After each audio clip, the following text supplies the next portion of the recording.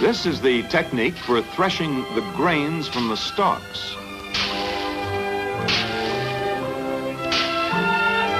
In winnowing rice, the wind separates the hulls from the kernels. The kernels fall down and the hulls fly off in the air. Further separating is achieved with a strainer.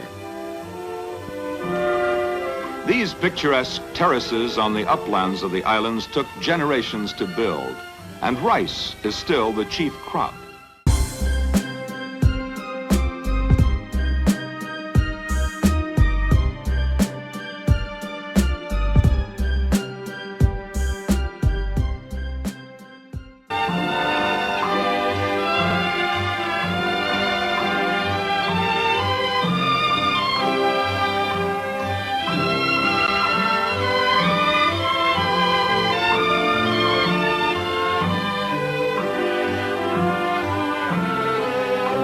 Manila, a new world in what was once the island jungle of the Philippines.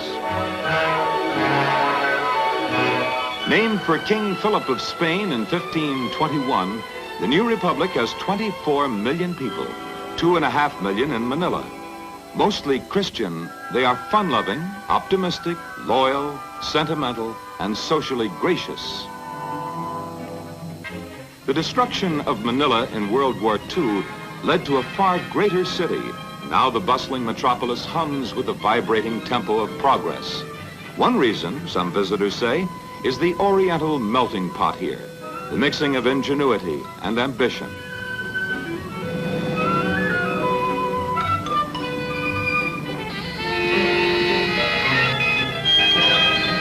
There's an example of real enterprise.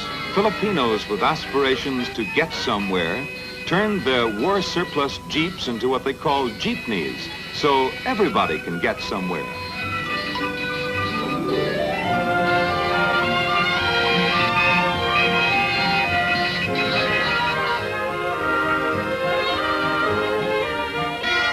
The Filipinos need few reminders of the past. The future is their concern as they push the ruins aside to make way for a brand new country.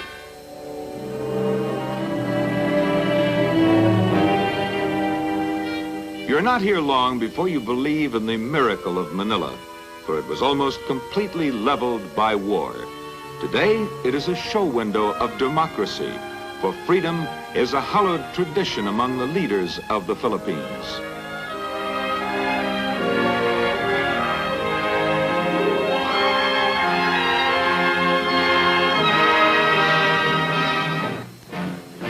A fascinating side trip is to nearby Baguio, where the National Military Academy trains leaders to help guard their newly founded republic. A territory of the United States for nearly 50 years, the Philippines Academy is fashioned after America's West Point.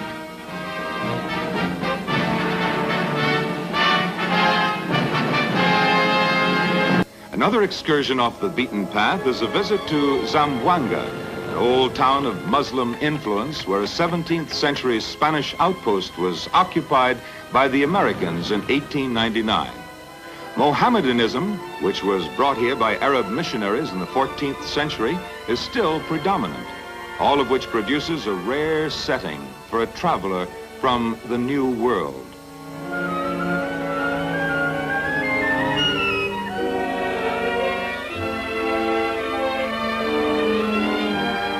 The scene at sea is also unique as they sail the gentle waters in bright-colored vintas. The Muslim people here are like other Filipinos. Theirs is a different culture. Natural-born divers, they can harvest a bountiful crop of shells and coral for their handicrafts, diving 70 feet or more, exploring the finest oyster beds in the Pacific. Formerly notorious for pirating in the Sulu and China seas, their fondness for artistic and colorful things led them to skills with precious metals and stones. Once one of the most warlike people in the world, they never came to terms with any of the occupying nations.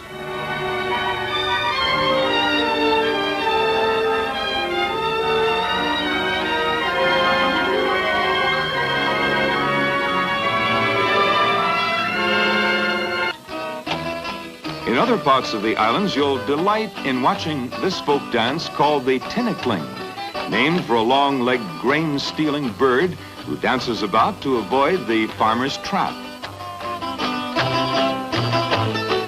It's a combination dance and sport to keep your toes from getting smacked by the clacking bamboo poles.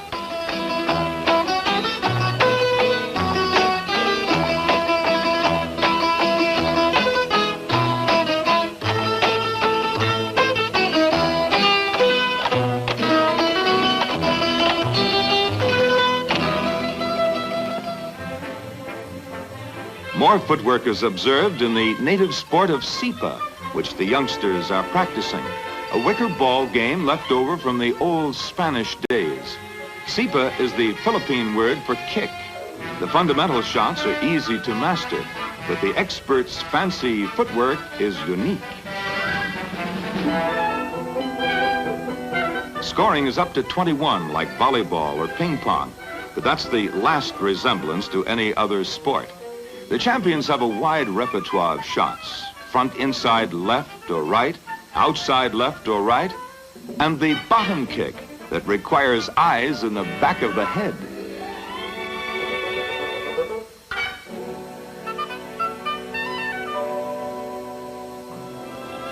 Little Tortoy and his faithful friend the carabao stray from the rice paddies at midday for lunch together, offering camera clickers an opportunity to match the pictures in their old geography books.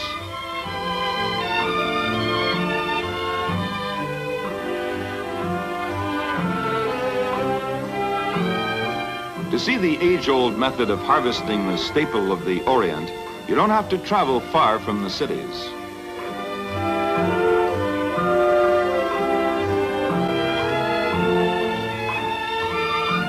This is the technique for threshing the grains from the stalks. In winnowing rice, the wind separates the hulls from the kernels. The kernels fall down and the hulls fly off in the air.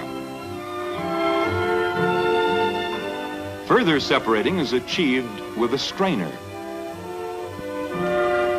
These picturesque terraces on the uplands of the islands took generations to build, and rice is still the chief crop.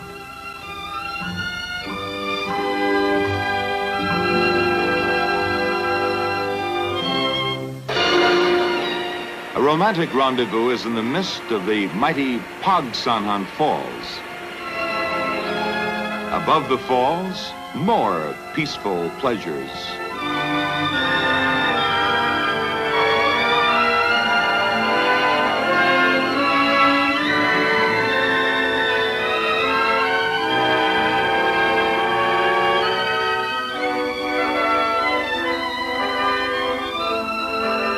But downstream, the strong in heart and muscle answer the challenge of the rapids, zigzagging through slippery bottoms and enormous boulders, steering for passageways slightly wider than the canoe. When you don't find the local guides battling the treacherous river, you'll spot them in quieter waters landing fish. They invite you for either sport, casting a line or shooting the rapids.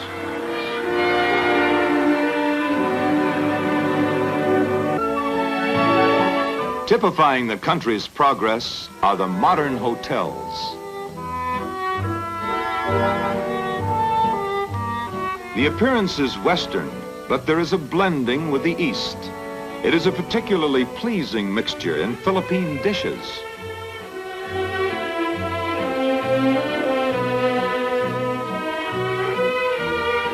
A familiar order might be adobo, a combination of chicken, pork and beef and a heavy touch of garlic. Or sinigang, stewed lake fish of rare flavor. Or meat with vegetables served with local rice and traditional hospitality.